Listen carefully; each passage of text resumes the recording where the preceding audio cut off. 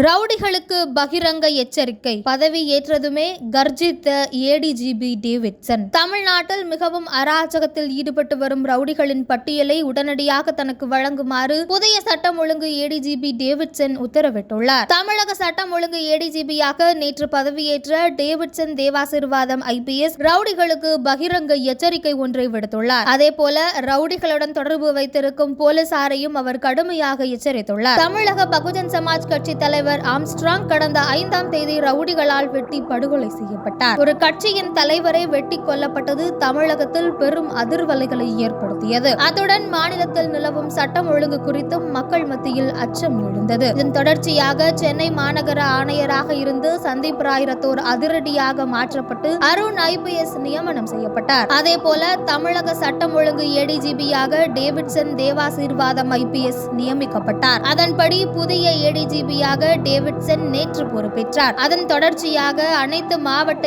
SP-களுடனும் காணொலி வாயிலாக ADGB Davidson ஆலோசனை நடத்தினார். அப்போது ரவுடிகளை அடக்குவது தொடர்பாக மட்டும் 30 அதிரடி உத்தரவுகளை ADGB டேவிட்சன் பிறப்பித்திருக்கிறார். தமிழ்நாட்டில் A+ லிஸ்டில் உள்ள 750 கொடூர ரவுடிகளின் அன்றாட நடவடிக்கைகளை தொடர்ந்து கண்காணித்து அறிக்கை அளிக்க வேண்டும். பல பிரிவுகளின் கீழ் இருக்கும் 12,000 ரவுடிகளை கண்காணிக்க வேண்டும். ரவுடிகள் மீதான நிலுவையில் இருக்கும் வழக்குகளை உடனடியாக விசாரித்து அறிக்கை அளிக்க வேண்டும். மிகவும் அராஜகத்தில் ஈடுபடும் ரவுடிகளின் லிஸ்டை தயார் செய்து அனுப்பணும் அப்படின்னு பல்வேறு உத்தரவுகளை டேவிட்சன் பிறப்பிச்சிருக்காரு. டேவிட்சன் தேவாசீர்வாதம் IPS மேலேயே சில முறைகேடு வழக்குகள் இருந்தாலும் இப்போது இருக்கக்கூடிய முதலமைச்சர் MK ஸ்டாலின் ஆட்சியிலும் இதற்கு முன்பு இருந்த அதிமுகவினுடைய ஜெயலலிதா அவர்களுடைய குட் புக்லையும் இடம்பெற்றிருந்தவர் தான் டேவிட்சன் தேவாசீர்வாதம். அதே போல அதிரடியான கைதுகளுக்கும் கோவை குண்டுவெடிப்பு போல ரொம்ப முக்கியமான வழக்குலையும் இவருக்கு